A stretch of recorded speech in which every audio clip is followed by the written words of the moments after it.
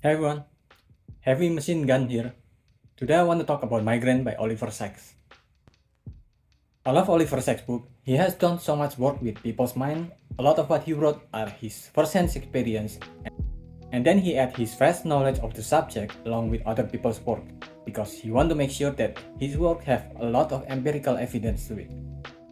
Among his books that I've read, this one is easily one of the most medical he's ever gotten, but he still tries to deliver the information as digestible as possible, so I think most people can still read this.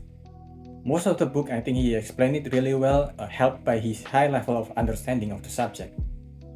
And in this book, he tackles migraine, from classical or common migraine that we're all familiar with, dropping heads, motion sickness, vertigo, etc., to the more rare migraines or migraine symptoms that cause people to have all kinds of other symptoms.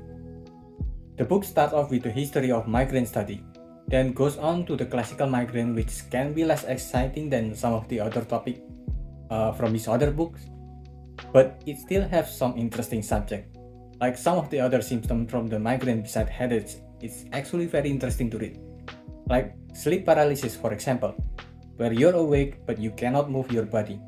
You feel like something heavy is sitting on you and makes you unable to move, which often happens along with sleep demon that makes you hallucinate and start seeing things while you cannot move your body, so it can be very traumatizing. This can be caused by some of the many varieties of migraines. Book also have information about how if migraine can be inherited or not, if the body constitution of the person who have migraine can affect it, if age factor can also affect having migraine. The book also talks about the prevention and how to manage them, which includes healthy diet and exercise, of course, because those are the best free thing you can do for yourself.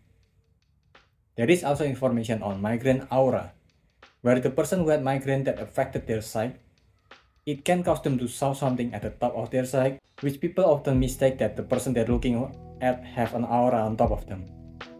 It can also make them see other people's face or get differently with added effects like having stars or lines around their face. It can block sight, which can be dangerous for driving, of course. The more I read about how our brain works, the more it crossover with a lot of supernatural places. But still, even now, it's somehow more shameful in a lot of parts to be caught anywhere near crazy or there is something wrong in the head than believing in ghosts. Instead of getting the help they deserve, instead they choose to believe the wildest thing like, it's ghosts. It must be the work of an enemy stand. Better call the Ghostbuster.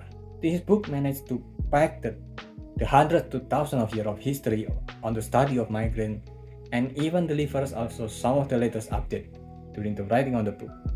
Well, I'm sure a lot of those information are old news right now since the first edition of this book is written in 1970. I still think there are good information here to be read. That's about it.